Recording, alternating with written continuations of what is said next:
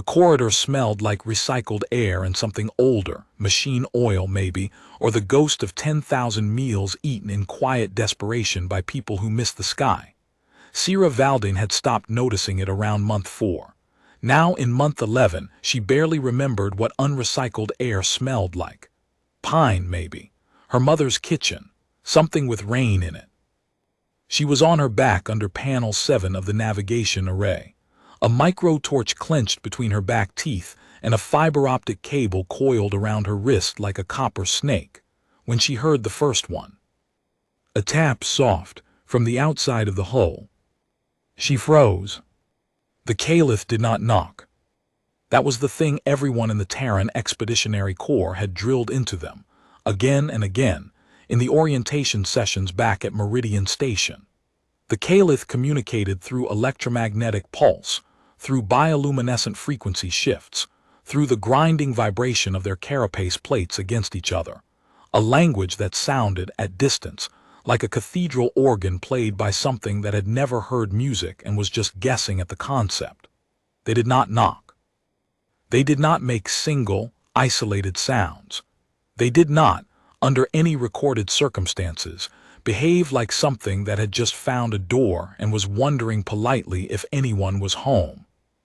And yet, tap.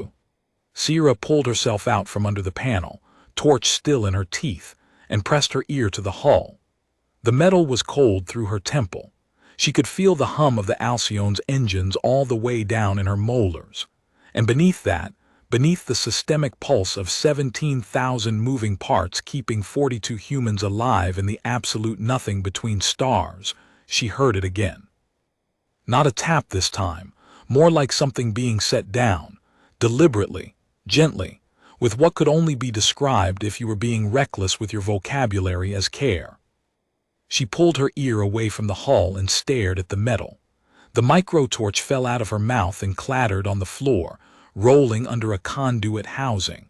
She did not move to retrieve it. Valdin. The voice came from the intercom above her head, tinny and clipped Chief Navigator Osa Ampa, his Ghanaian accent turned sharp by stress, which meant something had happened. Osa didn't stress easily. He had once recalibrated their entire trajectory mid-flight while simultaneously eating a bowl of groundnut soup, and the bowl had not spilled. You're going to want to come to the observation deck, now, and bring your environmental suit, the external kind. She was already moving. The Alcyone was not a warship.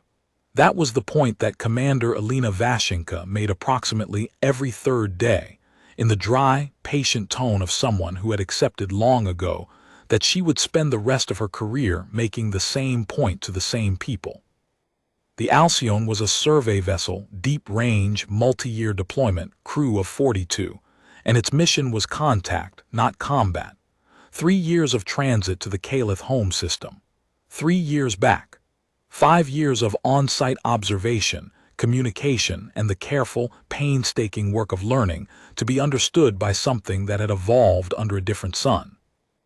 The Caliph had been aware of humans for 17 years. They had not attacked. They had not retreated.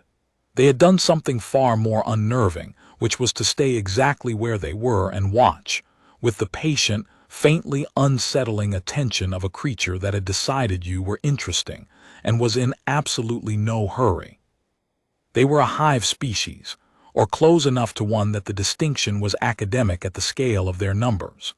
The collective, the xenolinguists called it, though that word didn't really capture what it was like to stand in the presence of 10,000 organisms that shared not just a chemical communication signal, but something closer to a distributed cognition. You couldn't negotiate with the collective. You couldn't declare war on it. You could only move within it, like a small warm object that the water had decided to notice. The alpha males, the primes, the mission briefings called them, though Caliph biology made that term complicated, were something different, singular, independent enough to act without immediate consensus. Dangerous not because they were more powerful than the collective, but because they were the collective's instrument of will made flesh. If the collective decided you were a problem, it was a prime that came. Commander Vashenka had never met one. As far as anyone knew, no human had, which made the situation at the observation deck somewhat remarkable. There were 3 of them on the hull. Sierra saw them through the reinforced viewport first, before she had her suit fully sealed, and for a moment she simply stood there with one glove unlatched and her helmet under her arm, staring. They were large. That was the word her brain kept trying to give her, though it wasn't quite right. They were vast in the way that weather was vast, not just in size but in presence, in the sense that they occupied space differently than objects were supposed to. Like the hull around them was merely the most recent surface they had consented to exist near. Their carapaces were dark, ridged with bioluminescent channels that pulsed slowly in the cold black, deep amber, shifting to something like burnt copper, then back. Their forelimbs, there were 6 of them, were folded against their bodies in a posture that, if you squinted, looked almost like rest, like ease. They were not threatening the ship. They were sitting on it, and at their forelimb tips, each of them had a collection of objects arranged in a small, neat cluster against the hull. "Are those," Sierra started. "Gems," said Dr. Piotr Waloski, the mission xenolinguist, standing 3 feet away with his tablet held up like a shield and his face the color of old chalk. "Or the Calith equivalent, crystalline compression structures from the outer crust of their homeworld, bioluminescent, extremely rare. We know from spectral analysis of their cargo traffic that they use them as currency," Vashenka said. Her voice was very calm, the voice of a woman who was either not afraid or had learned to perform that so perfectly it had become the same thing. "More than that, status markers, social weight. You earn them through," Waloski's hands moved. "It's complicated, through acts of distinction, through things the collective decides are worth remembering. Each one represents something you did that mattered enough to be encoded in the shared memory." He paused. "They're bringing them to us." Silence. Osai Ampa was standing at the viewport controls, doing absolutely nothing, which was how Sierra knew he was frightened. Os always did something. He calibrated, adjusted, checked readings, moved his hands over surfaces in the confident, ceaseless way of a man who trusted machines more than people.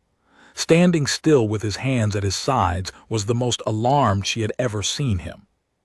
"Why?" Vashenka said. Not a question exactly, more like a sound her voice made while her brain was doing something else. "We don't know," Waloski said. "There's no precedent. In the entire recorded history of Calith human contact, they've never." He stopped, checked his tablet, started again. "The closest behavioral analog in the contact literature is a tribute display, but tribute is given to the collective by its own members. The primes they don't give, they receive. They are the mechanism by which the collective distributes recognition downward." He lowered the tablet. His voice went very quiet. "If they're bringing status markers to us, that means the collective has decided we've done something worth remembering." "We haven't done anything," Vashenka said. "That we know of," Sierra said. Everyone looked at her. She looked back. Then she looked at the 3 enormous creatures sitting on the hull of her ship in the dark between stars, their bioluminescent channels pulsing amber in the cold, the crystalline objects arranged at their feet like small patient fires. "I'll go out," she said. It had started, as best anyone could reconstruct later, around 6 weeks earlier. The Alcyone had crossed the Calith boundary marker, a vast structure, 30 kilometers across, made of the same compressed crystal as the status markers but scaled up to something that read on their sensors as a wall and entered monitored space. Standard procedure. They had sent the greeting sequence, waited, received acknowledgement. The collective had given them a corridor through its territory, and they had been moving through it at a careful, respectful pace, sending data packets ahead of themselves like a traveler lighting fires to show they were coming. The crew had settled into the rhythm of deep space transit.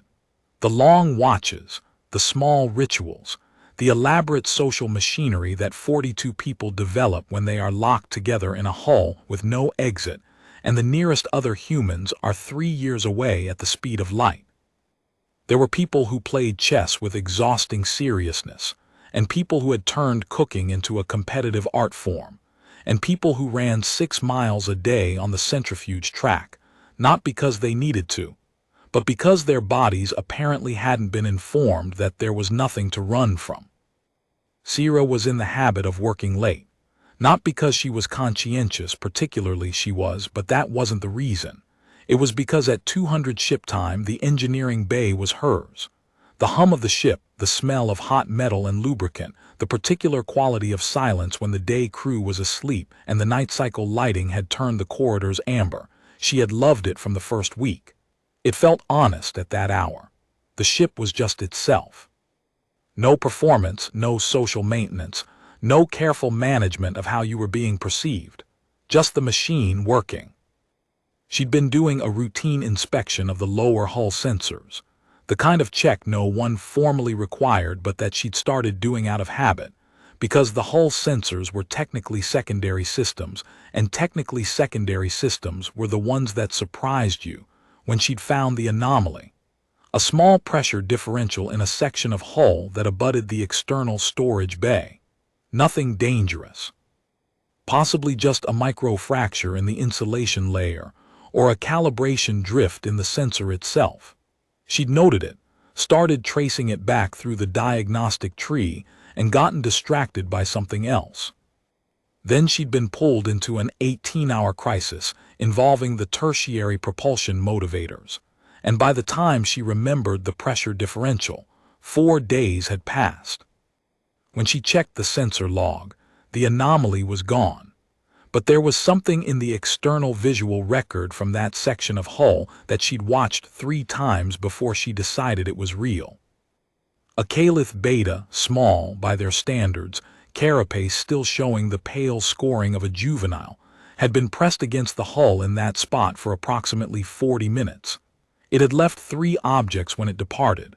They had since drifted off into space. She hadn't reported it, she wasn't sure why. In the official version, she told herself later, she was waiting to confirm the visual record wasn't a sensor artifact. In the honest version, she was afraid of what the report would trigger, the formal protocols, the collective consultation requests, the weeks of procedural delay while xenolinguists argued about what it meant. She wanted to understand it first. She started watching the sensor logs more carefully. She started noticing the betas. They appeared always at night cycle, always near sections of the hull where she had been working. They did not approach the viewports. They did not attempt contact with any of the ship's external communications interfaces. They simply came, remained for a time, and left things. Small crystalline objects mostly. Once, a flat piece of worked stone that Waleski later nearly wept over because it turned out to be an engraved narrative fragment, Caliph equivalent of a poem, roughly, or a commemorated deed. They left their status markers on the hull of the Alcyone like offerings at a shrine. And every time, they seemed to be drawn specifically to the section of hull nearest to wherever Sierra happened to be working. She'd started humming while she worked, at some point in those 6 weeks. An old thing her mother had sung, a folk tune from the village in coastal Portugal where her grandmother had been born, something about a boat and a long way home. She hadn't thought about it consciously. She just noticed, one day, that the betas had started pressing their forelimbs to the hull for longer each time, the way a person might lean in when they were trying to hear something better. She hadn't connected it to the humming until the night she stopped. The beta that had been on the hull for 20 minutes departed within 40 seconds of her going quiet. She started humming again. It returned. She'd tested it 3 more times before she believed it. The external suit was heavier than she liked. She stood in the airlock with the inner door sealed behind her and the outer door waiting, and tried to remember the last time she'd done a hull walk alone without a partner and a scheduled return window, and at least 2 people monitoring from inside. She couldn't remember. It hadn't happened. The intercom crackled, Vashenka's voice, "Valding, you do not have to do this. I know. You can come back in. We can send a drone. We can observe from the viewport and take readings and write it up and send a data burst to Meridian and wait 6 months for someone there to decide what we're supposed to do. I know. I want it on the record that I am not ordering you to do this. It's on the record. A pause, then quieter. What are you going to do when you get out there? Sierra thought about the beta that had come back when she started humming. She thought about the 40 minutes it had pressed itself to her hull, and the way its bioluminescent channels had slowed and deepened while it was there, the amber shifting towards something she'd looked up once and found described in the Caliph behavioral literature as the frequency pattern associated with repose, with being somewhere that felt safe enough to slow down. I'm going to hum, she said. The outer door opened. Space was not cold in the way that cold meant anything experiential. It was the absence of transfer, no medium to carry the heat away, no convection, no conduction except through the suit itself, and what she always felt, stepping out into it, was not cold but weight. The weight of nothing. The weight of the fact that the universe was mostly this, and the parts that weren't were statistical accidents. She moved along the hull, using the mag grip pads on her gloves and boots, until she could see the 3 primes. They were larger up close. Of course they were. Everything was larger up close. But the Caliph were large in a way that involved recalibrating your understanding of what large meant, because they did not compress the space around them the way that large objects usually did. They expanded it. You looked at them and felt the hull you were standing on become a smaller, more local thing than it had been a moment ago. Their bioluminescent channels had shifted when she appeared. Not alarm. She'd studied enough Caliph behavioral data to know alarm, the rapid asymmetric flickering that preceded territorial response. This was something else, something that involved the channels brightening and then settling into a slower, deeper pulse, something that involved the arrangement of their forelimbs changing in a way that was, if you were willing to risk the anthropomorphization, a little like attention. She stopped about 4 meters away. 4 meters felt like the right distance, not so close as to be a challenge, not so far as to be a retreat. She gripped the hull with both hands and looked at the nearest prime, and tried very hard to remember that it was not a person, and it was not safe, and it was not going to respond to any of the social intuitions she'd built up over 34 years of being a human being. Then she started humming. The folk tune, the one about the boat, the long way home. She had no idea if it was audible to them through the vacuum, sound-needed medium, and the only shared medium was the hull. But she pressed one hand flat against the metal while she hummed, feeling the vibration in her palm, and let it carry. The nearest prime went very still. Not the stillness of a predator, not the stillness of threat assessment, something else. Something she was almost certain she was projecting from the archive of all the human stillness she'd ever seen. But it looked, very much, like the stillness of someone who has just heard something they recognize from a long time ago and is trying to hold on to it before it goes. Its forelimbs moved slowly and placed the crystalline objects in a neat arrangement against the hull directly in front of her. Then its channels shifted, amber to something almost rose gold, a frequency she'd never seen in the behavioral literature, a frequency that apparently the behavioral literature had never needed to describe, and it leaned toward her. Not threateningly, closer to the way a large, very old animal leans toward a fire. She kept humming.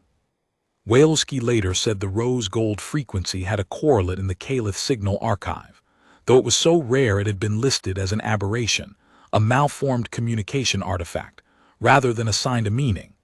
The closest translation the linguistics AI could manage, parsing it against the broader context of behavioral and biochemical data from that 40-minute exchange on the hull, was something along the lines of, a thing recognized, something known from elsewhere. Something that the collective had filed away in its long memory under a category that human languages didn't have a clean word for, the recognition of a quality, or a spirit, or an essence that appears in one place, and is then found, unexpectedly in another. The gems, the status markers, the crystalline compressed crystal objects that represented deeds worth encoding in the shared memory, had been left not as tribute, he eventually concluded, not as payment or negotiation or political overture. They had been left the way you left something at a place that mattered, the way you marked a site that had become, in the cartography of your experience, significant. What Sira had accidentally done, working late in the amber night cycle lighting with her hand against the hull and a folk tune from a Portuguese village in her chest, was become, to the Caliph Betas, a place worth returning to. And the primes, who were the long memory of the collective made flesh, who went where the collective's attention went, had come to see what the Betas kept coming back for. This was not, Waleski said, in a voice that had trouble staying steady, how first contact was supposed to work. This was not what the mission briefings had planned for. This was not any of the 12 scenarios that the Terran Expeditionary Corps had modeled. This was an accident, a working late hand-on hull mother's song accident in the dark between stars. He seemed, under his shakiness, absolutely delighted. Commander Vashenka called a full crew assembly in the main hall, the big one, with the long table and the viewport wall, through which, if you timed it right, you could see the Caliph home system growing from a bright point to a disk. 42 people, standing or sitting around the table and along the walls, in the particular silence of people who have been briefed and are still processing. We have been asked, Vashenka said carefully, because there was no word that was exactly right, to attend. That's the closest translation. The collective has sent a formal frequency burst, the kind that precedes large-scale coordination, and it is directed at the ship. She paused. At a specific section of the ship. The section of hull corresponding to Engineering Bay 7. 41 faces turned to look at Sira. She sat with her hands flat on the table and tried to look like someone who had a plan. She did not have a plan. She had a folk tune and a habit of working late and the persistent, unsettling feeling that something immense had noticed her and decided she was worth paying attention to. "What does attend mean in context?" said Lieutenant Davo Marsh, the mission security officer, who had the compact, alert quality of someone whose job was to be worried, and who was therefore always slightly ahead of everyone else in the room on the worried front. "It means they want to gather around something and experience it collectively," Waleski said. "It's the mechanism by which the collective encodes new information into shared memory. They attend an event, and it becomes part of what all of them know." He had been awake for approximately 30 hours and still had the manic brightness of a man who had just found out that his life's work was going to matter. "They want to encode Sira." The silence had a different quality after that. "She's not a thing to be encoded," Marsh said. "No, what she does, what she is." Though Waleski wrestled with it. "The frequency she represents. The Betas have been bringing markers back to the collective for 6 weeks, building a case in the Caliph equivalent of evidence. The primes came to verify. Now the collective wants to formally remember." "What does formally remember require from us?" Vashenka asked. "She goes out again," Waleski said. "That's all. She goes out and she does what she does, and they gather and they encode it, and after that," he stopped. "After that," Vashenka pressed. "After that, what she did will be part of every Caliph that's ever going to be born. It'll be in their shared memory for as long as the collective exists, which is, by our best estimate," he checked his tablet, though she suspected he didn't need to, "indefinitely." Marsh made a sound that was not quite a laugh and not quite anything else. "Because she hums." Because she hummed near them. Because she let them be near her without threat, without assessment, without the armor we usually bring to contact. Because she worked in her own dark and they were there and she didn't stop being herself. Waleski set his tablet down. "That's what they're encoding. Not a diplomatic overture, not a tactical gesture, not a human demonstrating superiority or submitting or negotiating, just a person being a person in their presence." The room was quiet. Through the viewport, the Caliph home system glowed soft and distant, patient as a question. "How many of them are coming?" Vashenka said. Waleski pulled up the sensor display. The number on it made the room very quiet in a different way. Not dozens, not hundreds. Thousands. Tens of thousands of Caliph, moving through space toward the Alcyone on trajectories that their navigation system had been trying to classify for 2 hours and had finally labeled simply as convergent. All of them coming to one point. The point where the Alcyone was. The point where Engineering Bay 7 was. The point where a 34-year-old maintenance engineer from Lisbon was sitting with her hands flat on the table, thinking about her mother's kitchen. The night before, Osai came to find her in the engineering bay. He stood in the doorway for a moment without saying anything, the way he did when he was assembling words carefully, and she let him stand there and looked back at her panel and waited. "My daughter," he said finally, "is 15 now on Earth." He paused. "She was 3 when we left. By the time we get back she'll be—" He stopped again, doing the math they all did and that never got easier. "She sends messages, video. She's taller than her mother. She has this laugh that I don't remember from when she was small, but apparently she's always had it. A beat. I don't know what she sounds like in the room. I've never heard her laugh from the same room." Sierra turned to look at him. He was leaning in the doorway with his arms crossed, looking at something in the middle distance. "My mother hummed while she cooked," she said. "I'd forgotten that. I didn't remember until I was out on the hull and it just came out. I don't even know if I remembered it right." "Probably not exactly right," Osai said. "Memory isn't like a recording. It's like a translation. Every time you access it, you're translating it again and something shifts." He unfolded his arms. "I keep thinking about that they're going to encode you in their shared memory, exactly as you were, as a fixed point, while everything else keeps changing. It's not me, it's the song," he said. "Which is you? Which is your mother? Which is her mother? Which is whoever sat by whatever fire it started with a long time ago, humming to make the dark feel smaller?" He was quiet for a moment. "We spend so much time trying to communicate with them, designing protocols, calibrating frequencies, building the perfect first sentence." He shook his head slowly. "And you just hummed." She looked at her hands. "I was just working," she said. "Yeah," he said. "That's why it worked." He pushed himself off the doorway and left. She heard his footsteps go down the corridor, steady and even, and then the ship's hum was all there was. She picked up a fiber optic cable and got back under panel 7. She hummed. The EVA suit was the same one. She hadn't asked for a different one, though Marsh had offered the new model unit with the better thermal regulation and the upgraded sensor suite.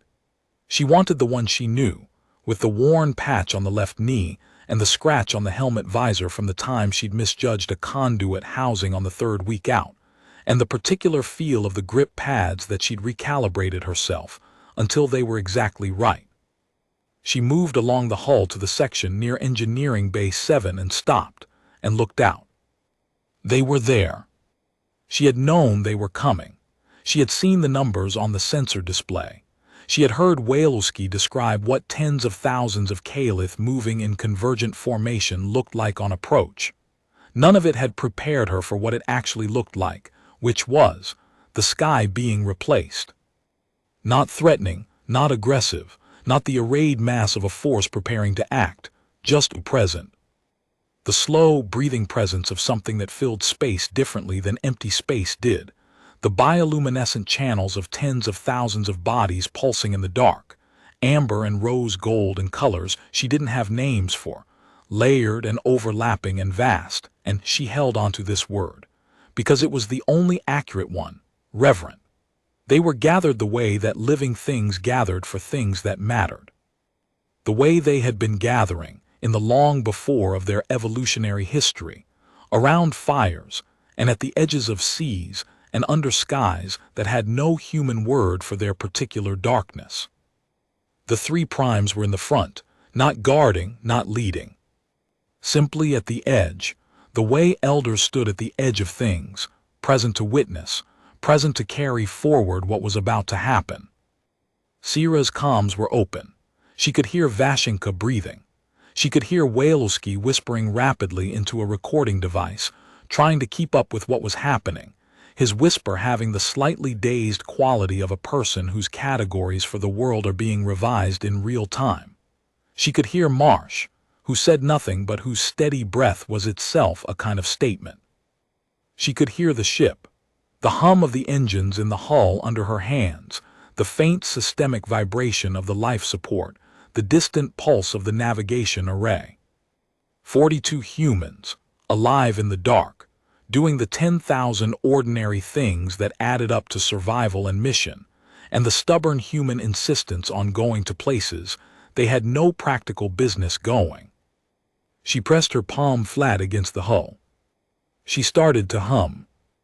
It came out the same as it always had, imperfect, slightly off in the middle section where she'd never been sure she remembered it right, carrying the particular slight roughness of a voice that was not a singer's voice but was trying anyway. The boat, the long way home, the village on the coast of a world she hadn't seen in 11 months and wouldn't see for years yet. The Caliph went still. Not all at once.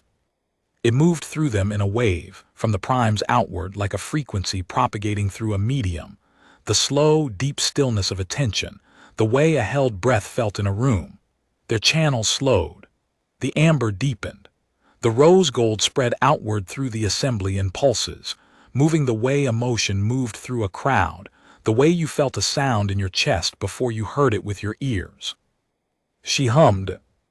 She didn't think about the first contact protocols.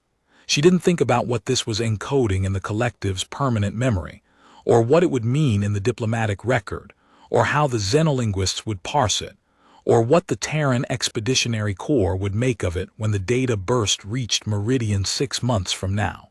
She thought about her mother's kitchen. She thought about the particular quality of late night in a place you loved, when everything was quiet and working, and the world had temporarily stopped requiring you to be careful. She thought about the hull under her palm and the machine hum in her bones, and the fact that she was floating in the absolute dark between stars, with tens of thousands of ancient, vast, luminous creatures gathered around her in the silence, listening. Her voice, or whatever the hull was carrying of it, the vibration, the frequency, the shape of the sound translated through metal, went out into the dark. The primes moved. Not toward her. They moved in the way that ceremony moved, the 6 forelimbs of each unfolding from rest, extending outward, the posture that Waleski would later spend 3 weeks trying to properly contextualize in the behavioral literature and eventually describe as an act of formal acknowledgement. The same posture he found in the archive that the Caliph made when they encoded something into the collective's permanent memory. The gesture of, this happened. This is real. This will be carried forward. They held it for a long time. She held the note she was on for as long as her breath lasted, and then she breathed and started again from the beginning. It was Marsh who came out to get her 3 hours later. Not because she was in danger.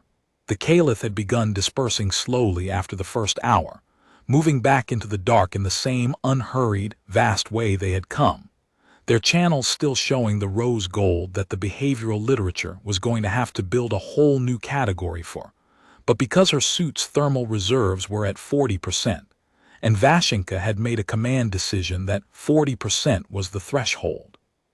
He came alongside her on the hull, and for a minute he didn't say anything, just stood there with her in the mag grips and watched the last of the Caliph recede. Waleski, he said eventually, is going to write 17 papers about this. At least, she said. Vashenka is going to put something in the record that implies it was planned. She can try. The Corps is going to insist on debriefs. Medical, psychological, the whole sequence. They're going to want to know exactly what you did and why and whether it can be replicated. They can ask. He was quiet for a moment. Can it be replicated? She thought about it. The folk tune, the hand on the hull, The particular quality of 200 engineering bay silence when you were just working and had stopped thinking about being observed. By someone who isn't performing it, she said. Yeah, probably. It's not a technique. It's just, she stopped, tried to find the right word, didn't quite find it. Being in a place, actually being in it, without the armor. Marsh nodded slowly. He looked out at the space where the Caliph had been, the darkness now punctuated only by the distant light of the home system. My father was a dock worker, he said, out of nowhere. He could walk into any port in the world and within an hour he'd know the guys who were worth knowing. He said it was because he didn't come in deciding who they were before he met them. He just came in. A pause. He never went to space. He said it was too far from the sea. Sierra looked at the stars. The light from the Caliph home system had a warm quality that she hadn't expected, not the cold blue-white of deep space, but something with amber in it, something that reminded her, faintly and absurdly, of a kitchen window in the late afternoon. What are we calling this? She said, officially. What does Waleski put in the contact record? Marsh thought about it. He says the Caliph equivalent would translate to something like a site of recognized resonance, a place the collective decides is worth carrying in memory. He glanced at her. For us, he suggested, the Valdine event. Vashenka said that was too informal. She wanted something about initial deep contact protocols. And Waleski said formal protocols had nothing to do with it, and if we put that in the record we'd be lying, which, he paused, which is accurate, so we're still arguing about it. She started moving back toward the airlock, hand over hand along the hull.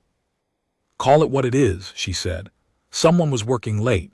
The lights were amber. She had a song in her chest and no reason to be careful. And something came and listened. The collective's formal response arrived 11 days later, a data package of an unprecedented size and complexity, requiring 3 weeks of linguistic AI processing and Waleski's full-time attention before they had even a rough translation. It contained, among other things, what appeared to be a complete copy of the section of shared Caliph memory that had been dedicated to the Alcyone since its entry into monitored space. 17 years of observation, encoded in the crystalline density of Caliph communication. Every pass of the ship, every data burst, every survey drone deployed, every hull walk, every window lit amber at 200. At the center of it, given the weight and fixity of an anchor, the thing around which the rest of the memory was organized, was a frequency pattern. Not a word, not a name, not a diplomatic designation. A vibration, a specific amplitude and resonance, the precise shape of a sound passing through metal, recurring in the record across 6 weeks and dozens of nights, and 40 minutes the first time and an assembly of tens of thousands the last, always the same shape, slightly imperfect in the same places, carrying its imperfections forward without apology. The long way home, the village on the coast, her mother's kitchen. Waleski looked at it for a long time, then he looked at Sierra. Then he looked back at the frequency pattern that the largest known intelligence in the explored universe had placed at the center of its memory of humanity. They encoded the song, he said. She was eating lunch. It was reconstituted bean stew, which she'd been eating for 11 months and had somehow made peace with. She looked up from her bowl. Not you specifically, he said quickly. Not, I mean, you're part of it, but what they encoded was the song. What they're carrying forward isn't a person or a ship or a species. It's a... He pressed his hands together, trying to push language into a shape it didn't naturally hold. A quality, a frequency, the thing that hums in the dark, the thing that keeps coming back even when it's alone. The thing that a person does when they're just working, just there, not performing, not armored, not at all sure that anyone is listening but making the sound anyway because the sound is itself and it belongs to the space and the dark is smaller when it's there. She looked at her stew. My mother would have thought that was hilarious, she said. What would she have thought? That a song she sang in a kitchen in Lisbon in the late 1990s, ended up in an alien collective's permanent memory. What did she do for work? She repaired things, machines. She had a shop off the Alfama. She used to hum the whole time she worked. Sierra looked at the wall, where through 3 layers of hull there were stars, and a home system with amber light, and the vast memory of something that would carry this forward indefinitely. I didn't even know I'd picked it up until it came out of me. Waloski sat down across from her and didn't say anything for a while, which was the kindest thing he could have done. Outside, the Alcyon moved through the dark at a careful, respectful pace, its hull ticking in the thermal variance, its engines humming at the frequency that Sierra had stopped hearing consciously 4 months ago and now only noticed when it was absent. In the Caliph home system, the lights of tens of thousands of ancient and luminous beings moved in the patterns that they moved, the patterns they had been moving in since before humanity had fire, encoding and re-encoding the accumulated weight of everything they had decided was worth carrying forward. Among it now, new and permanent and given the gravity of an anchor, the vibration of a hand pressed flat against cold metal, and a voice that wasn't sure it was remembering the melody correctly, and the dark that was a little smaller because the sound was there. The primes, when asked through the formal contact channels whether there was anything the Terran Expeditionary Corps could offer in recognition of the collective's generosity in sharing its memory, the standard diplomatic formula, the carefully worded reciprocal gesture that Vashenka had spent 4 days crafting with Waloski, replied with a single frequency, burst that the linguistics AI took 48 hours to process and eventually rendered as. The sound itself is the offering. The Alpha King came 17 days after that. Not a prime, not the ambassador-class Caliph that the Corps had been modeling contact scenarios around for 2 years, something older. Something that the behavioral literature had never directly observed, but had theorized based on the structure of the collective, must exist, the axis point of the whole distributed cognition, the root of the shared memory, the node that had been running continuously since the collective first formed. It came alone. It sat on the hull of the Alcyon for 6 hours. It made no sound, sent no frequency, sent no communication of any kind. It simply sat vast and ancient and completely still, its bioluminescent channels at a frequency that the behavioral literature had no entry for, a deep and sustaining light that Waloski said, very quietly from the observation deck, was the closest thing in the Caliph repertoire to silence, to reverence, to being in the presence of something you did not need to understand in order to recognize. Sierra stood at the viewport and watched it for all 6 hours. She did not suit up. She did not go out. She had the sense, not a data-supported sense, but the kind of sense you develop when you had spent 11 months alone in the dark with nothing to trust except your own instrument readings, that going out would have been wrong, that this was not a thing that needed her to act. This was a thing that had already happened and was simply being, honored was the wrong word, too small for it, being marked, being given the weight it deserved. On the 4th hour, she put her hand against the viewport glass. Not humming, just present, just there. The Alpha King's channels shifted. One long, slow pulse. The rose gold, deeper than she'd ever seen it, a color that she thought she would carry in her chest for the rest of her life, even though she couldn't have described it to anyone who hadn't been standing in that corridor at that hour, watching it happen. Then it was gone. No departure sequence, no formal closure. It simply ceased to be there, the way things that were part of everything ceased to be in one place specifically. The hull was empty. The stars were the same. The Alcyon's engines hummed. Vashenka came and stood next to Sierra at the viewport and said nothing for a long time. "What do we put in the record?" she said finally. "The truth," Sierra said. "Something ancient came, it looked at us, it didn't say anything. And it left. And..." Sierra watched the stars. The amber-warm light from the Caliph home system was still there, patient and steady, the same as it had been. And we didn't run, she said. And we didn't perform, and we didn't know what it wanted, and we were just there. She took her hand off the viewport glass. Put that in the record, every word of it. Vashenka nodded. She stayed at the viewport for another minute, looking out at the ordinary dark, full of things that were watching. Then she went to write her report. Sierra went back to Engineering Bay 7. The lights were amber. It was past 200. There was a fiber optic cable that needed rerouting, and a sensor calibration that had been drifting for a week, and a panel that made a sound it shouldn't when the temperature differential hit a certain threshold. She got under panel 7. She started to hum. The hull, patient as ever, carried the vibration out into the dark. Somewhere out there, in the crystalline archive of the longest memory in the explored universe, it was already being kept.